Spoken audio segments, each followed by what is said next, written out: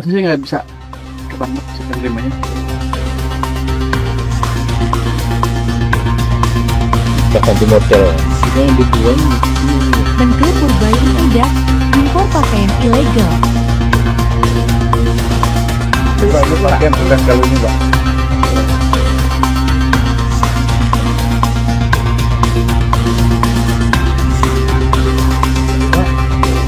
Itu, Pak.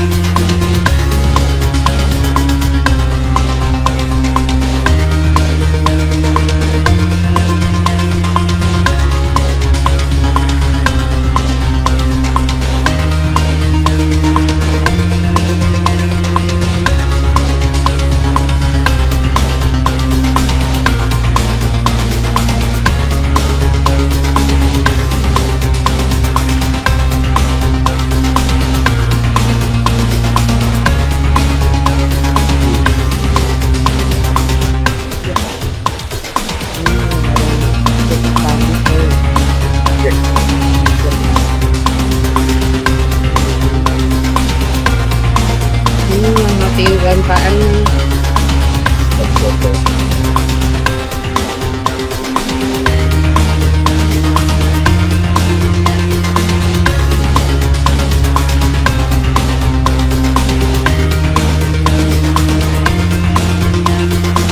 kan 5.000 kawan kan gitu.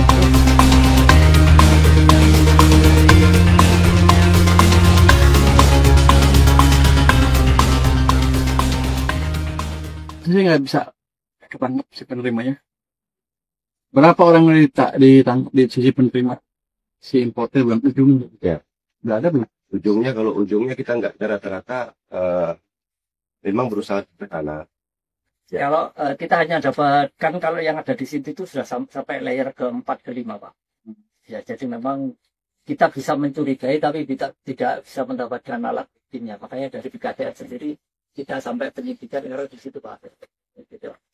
Thrifting, Pak, boleh tanya Pak, kebijakan thrifting gimana Pak? Bisa apa? Kebijakan thrifting. Thrifting apa? Baju Oh, impor. kan akan kita monitor terusan di lapangan. Jadi nanti nama-namanya saya udah punya sih, siapa yang tukang itu, yang biasanya tukang impor segala macam. Saya harapkan mereka mulai hentikan itu, karena ke depan kita akan tindak. Sekarang pun di lapangan kita periksa terus dari waktu ke waktu. Kalau ketangkap ya nggak bisa kayak dulu lagi kira-kira. Jadi orang kan suka bingung, kalau itunya mati berarti nggak ada supply. Supply-nya barang-barang domestik harusnya nanti.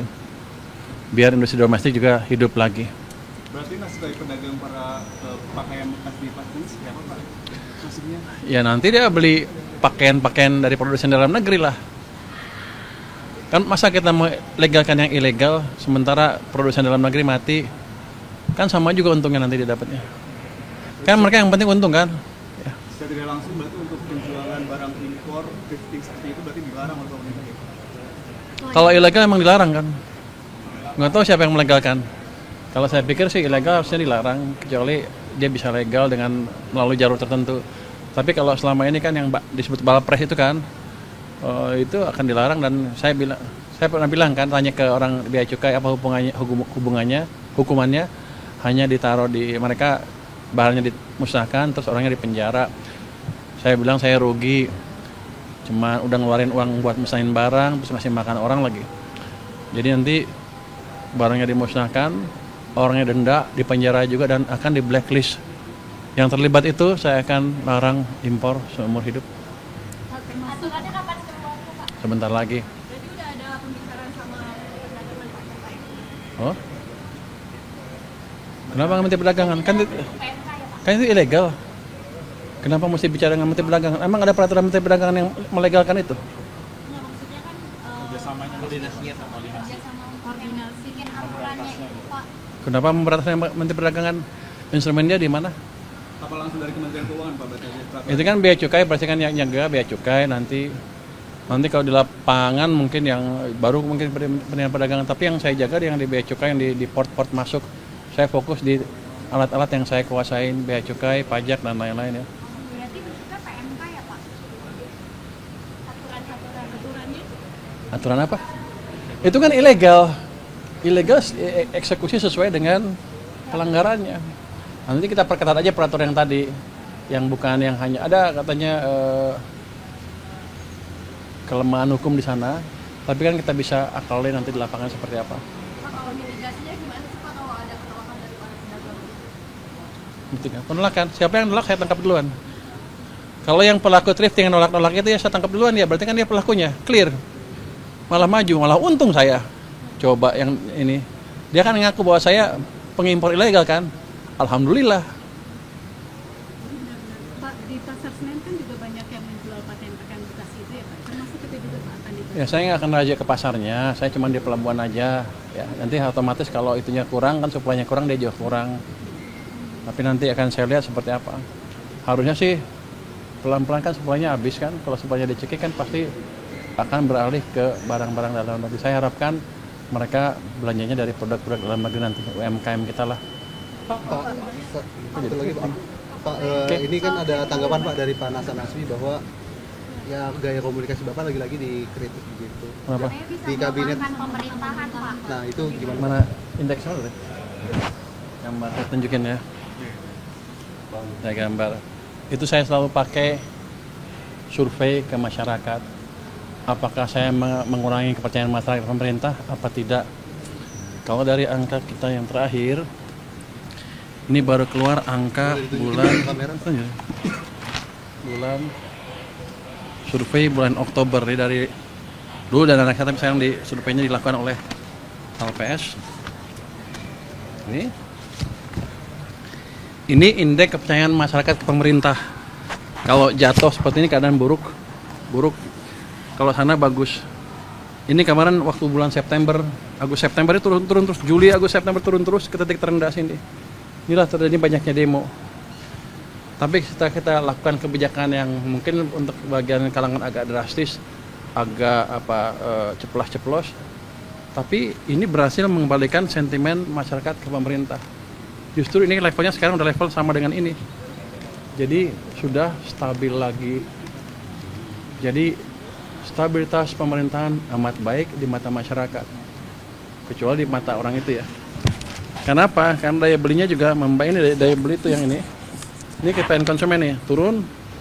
Karena ekonomi buruk, ketika ekonomi bagus, ini ke sana, naik lagi. Ini sama ini ada korelasinya. Ketika ekonomi buruk, mereka nggak suka pemerintah.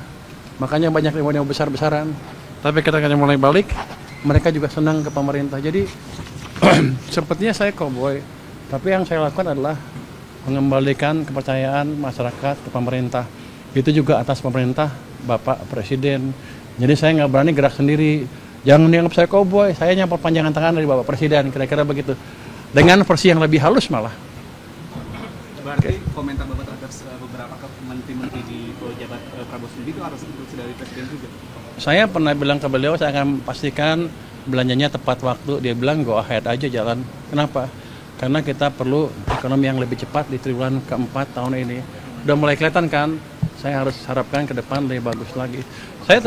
Saya tidak mencampuri kebijakan mereka ya, tapi memastikan bahwa penyerapan anggarannya tepat karena uangnya kan ada biayanya untuk saya, ada kosnya. Makasih ya. Testimoni tadi boleh Pak acara. Jadi member eksklusif di channel YouTube Official ID. Tantang lagi para tambah sumpah di atas Al-Quran. Dia pengen masuk TV. Konten premium yang tidak tayang di TV. Live interaction. Halo pemirsa iNews, ini baru selesai. Emoji dan badge spesial. Reakses konten pilihan. Klik YouTube Official iNews. Join member.